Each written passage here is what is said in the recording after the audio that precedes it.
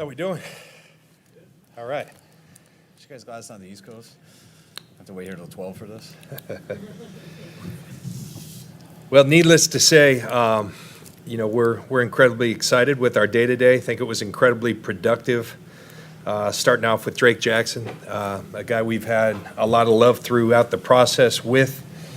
You turn on the film and he just jumps off the film in terms of his athleticism and talent and length and all the things, his ability to turn the corner and redirect, all the things we look for and covet in a defensive end. And then we brought Drake in and got a real good feel for him as a person, and really worked hard on him, and thrilled to be able to land him. Didn't think he'd be at 61, and he came there, and we were happy to grab him and make him a part of the Niners. Terrion is a guy we're very fond of. Has a style that is can best be described as physical and tough, and he's also got some speed to go with that package. And so when you can add toughness and speed, he's in a bigger package. Danny Gray does it probably in a smaller package, but still has those two qualities of he can flat out get it. This is a kid who won the 100 in Texas as a sophomore in high school, and his coach Sonny Dykes. Kyle and I have a relationship with Sonny, and he was great during the process, just kind of explaining who the kid is and talked about him as a player. And so want to thank our scouts and coaches and everyone. It was really, really productive day, and open it up for questions. Drake's production doesn't jump off his stats don't jump off the page. Yeah. Did that concern you, and what do you think kind of went into that over his career at USC? Ultimately you want the finishers, but we also look at a lot of different metrics, and these our R&D, our eyes, all those things. I'd say he's incredibly disruptive. He played in a bunch of different schemes, and they moved him around a lot. And so we think his best football is in front of him. But things such as quick disruption, something we study a lot. He was, tops in the country, and so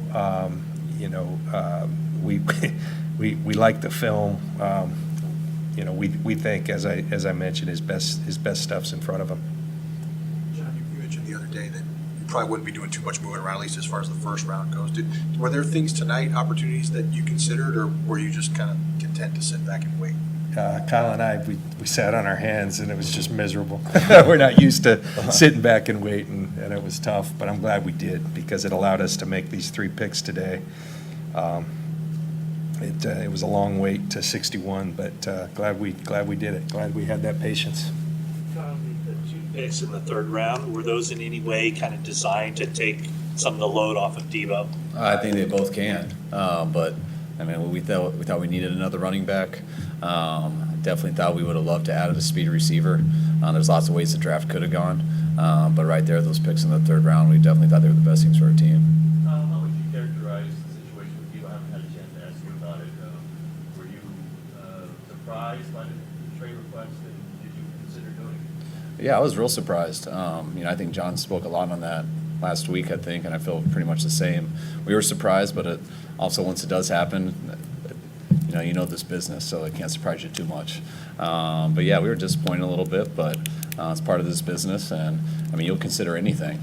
You have a responsibility to help your organization the most you can, but losing a player like Deebo, it's hard to see how that helps your organization. So you try to look into all the aspects of it and what people are willing to do, and nothing was even remotely close that we thought would be fair for us or fair for the Niners. You had a conversation with Deebo yesterday in which you said that it doesn't look like we're not going to trade you. We're not entertaining the offers. No, yeah, I haven't talked Deebo for a couple weeks. By not trading him yesterday and today, it seems to indicate that you're confident you can work things out with him. Why are you confident you can work things out with Deebo? Just because I think we can. Okay. Yeah. Just your personal relationship with him, conversations you've had? No, it's part of the business. So everyone, there's certain things that people got to go through. There's certain things that everyone's trying to get and try to do, and then you see what you can and you work from it from there. So, you can work out anything. We'll see. Hopefully, when this is all said and done, we'll get the best thing for the Niners, the best thing for Deebo, and hopefully that's the same thing, because we'd love to keep going how we've been, but we know that's in front of us right now. Has his role at all come up in discussions, Kyle? Not to get too detailed, but has he mentioned that his role could change, should change? He wants money for a certain kind of role versus another role? I mean, I could sit here and talk about what we said for a long time, which I'm not going to do. There's lots of things that play into it, and those are things that we'll discuss with Deebo, that we have, we'll continue to, and I would love to share it all with everybody so people can understand more, but that's really not right to Deebo, it's not right to the 49ers, and hopefully we can work this out, and someday it'll clear up for you guys. As far as Tyrion, I think there's a level of surprise, just the fact that you guys took him that early and that maybe didn't line up with where people evaluated him. Why did you feel that was appropriate value for you picked him? Yeah, I think this always comes down to, obviously, you take into account, where the league values someone, but you're only guessing when you do that. We have a lot of different layers, and, part of our process is to try to figure that out. But ultimately, do you like the player? Do you have a vision for that player? And does he fit something you think can not only improve your team, but is that the best fit for us? And at the time, we just thought he was a tremendous fit for exactly what we're looking for. And I think a great compliment to Elijah. And I think we envision, a great role for Trey Sermon going forward, for Jeff Wilson. There's plenty of room for these guys. And, in most seasons, we've used 4, we've used 5. And so I think it's something, we emphasize the run game here, and we want versatile backs, and I think we have that with our collection of guys, and we're excited about that group. What does he bring the running backs room that you don't think you have right now? Well, one, I don't think you can have enough running backs. I mean, we took 2 last year. We were happy with our starter going into last year. We had other guys who had played well too, and we took 2. And by the 4th game, we're still having to steal guys off other teams' practice squad just to fill enough guys to play in a game. So sometimes you can have good luck with guys staying healthy, sometimes not. So the more guys you can add, the better. But kind of the physicality that he brings gives you a chance to have a very physical 1-2 punch. I thought Deebo helped us do that towards the end of last year, bringing that in. But you don't want that to be just your 1-2 punch. You got to bring in some other backs to do that. I do think we have some guys on the roster that have a chance. We know Trey, we thought he had a chance last year, got banged up, was a little bit behind. But I'm not holding out. I mean, I don't think he can't do it this year. So to add some more competition to him, having guys like Jeff Wilson, Hasty guys on our roster, and now adding Ty with what Elijah did last year. And man, Elijah was missing a bunch last year too.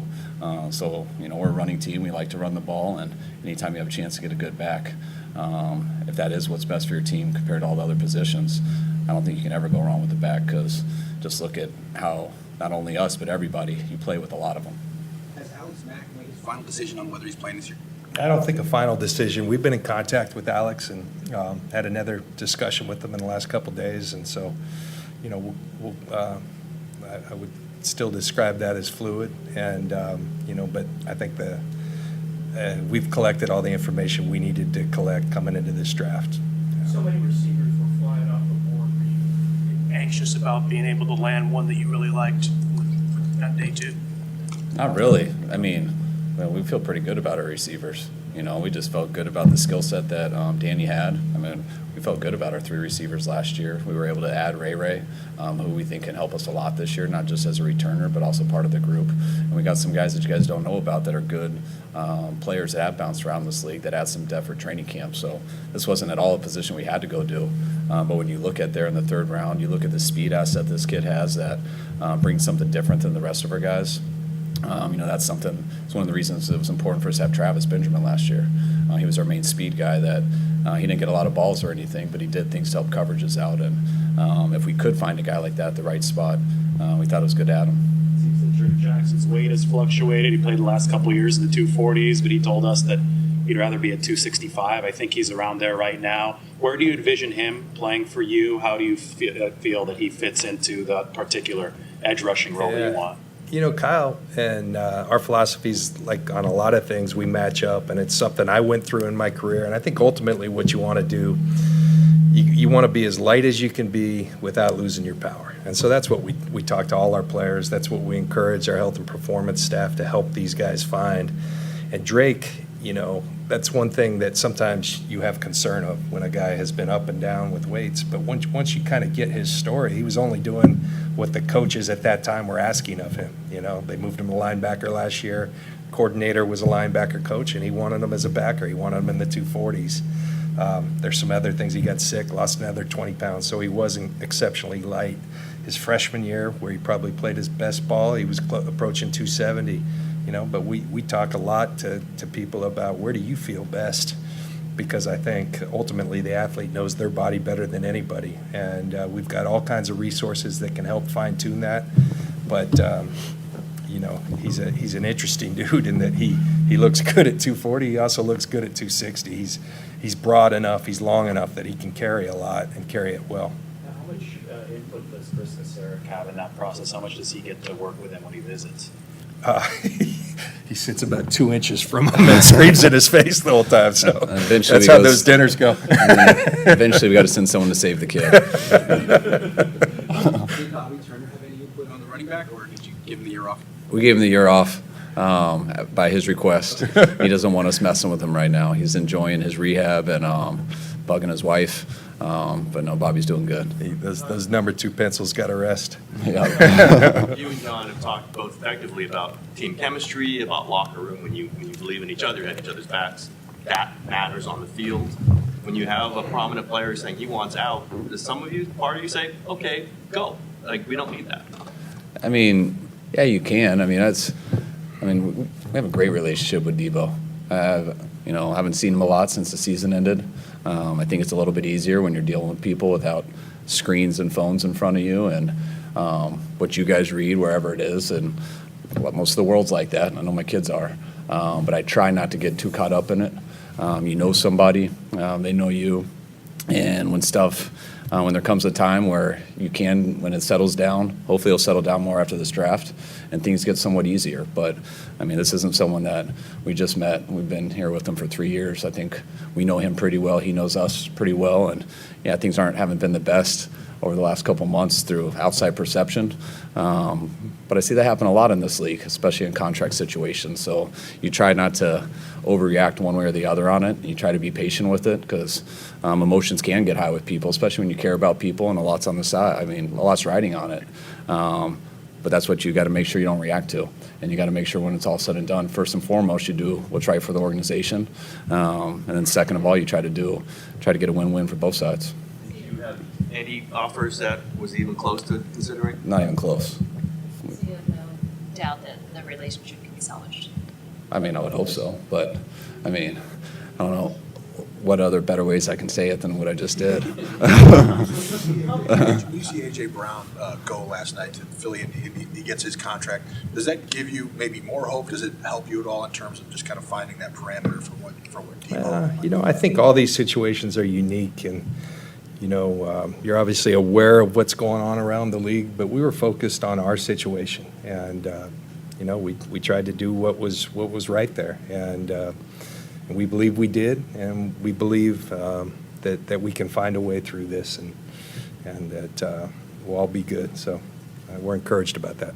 how much that affect your On all your moves, is you're likely or are going to have a first-year quarterback, and you would like to have, I imagine, you always want to have the best team, but you would like to have as many comfortable weapons around him. Is that a primary focus?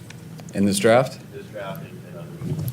I mean, yeah, you would like to do that. That's why, we were hoping we could gain some more picks back and stuff too, so you can start to add that. But nothing's guaranteed, and you got to work with what you got. And today, I would have loved if we found a way to get a ton more picks and add a bunch of younger guys in here. That's awesome, but we didn't. And how did we do with our 3 picks today? If you would have told me this before the day started, these are the 3 guys we'd end up by staying put, I would have been very excited. I would have been surprised. And that's what the whole dilemma is. You sit there and you have to wait 2 days to get to 61, and you're watching all these players you've studied for months just go left and right. And it is really hard, especially when you feel you got a good team. And it's not going to be easy for a lot of later round guys to make it, to kind of trade your picks away just to go get one that could fill a hole that you need. But we didn't, and that's what was cool, that we got 3 guys today instead of 1. And that's what I was happy that we were able to do, and it worked out for us. And you can't always say that, but that's why the draft is a crapshoot. The hardest thing for us is when, you ask a question like where you think they're going, or do you think you overwent? Everyone understands, everyone ranks guys, and there's a perception of when everyone's going to go, but the reality of when someone's going to go is when someone picks them, and you don't know that till it happens. I mean, you see it all over when people freak out and stuff, but I mean, a lot of these guys are really good players. I saw that with New England in the first round. I mean, that guy's doesn't surprise me at all, or us. Surprised you based off of perception, because you knew everyone in the world was saying there was no way, but everyone who watched that tape, they're like, but he looks like a first rounder. Who's going to pull the trigger?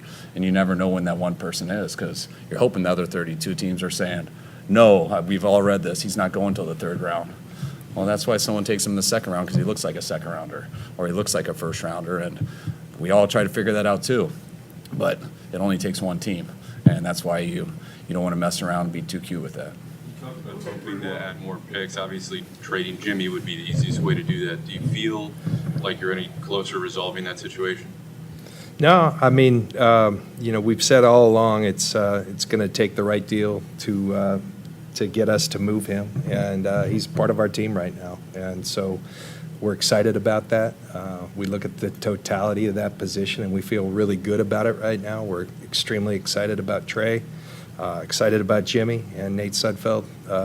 There's a lot to like about him as well, so we're excited about that group.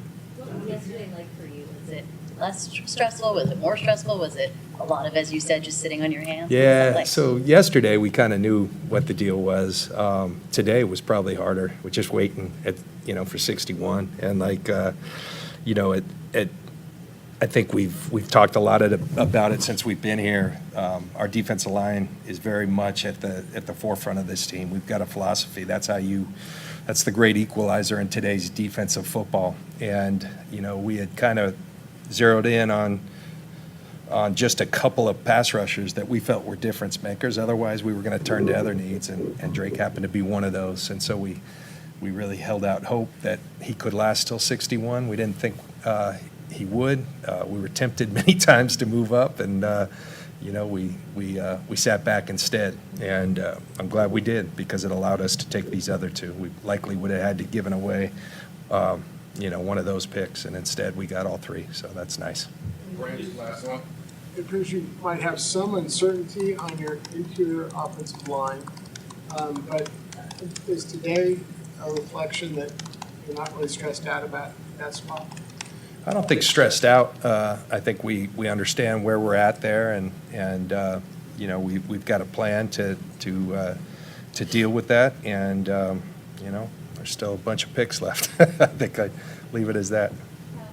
Ty mentioned he met your father. What's that? Ty mentioned that he met your father. Was that a planned meeting, or I didn't know what she said at the beginning. Terry on met Oh. your dad. Yeah. Did he? your dad? Yeah. Oh, Yeah. yes, it wasn't planned. I think I didn't know that he did, but my dad comes sometimes, hangs out here during draft time, and he was here the day that they came for the 30 visit, so I think he met everybody that day if he was.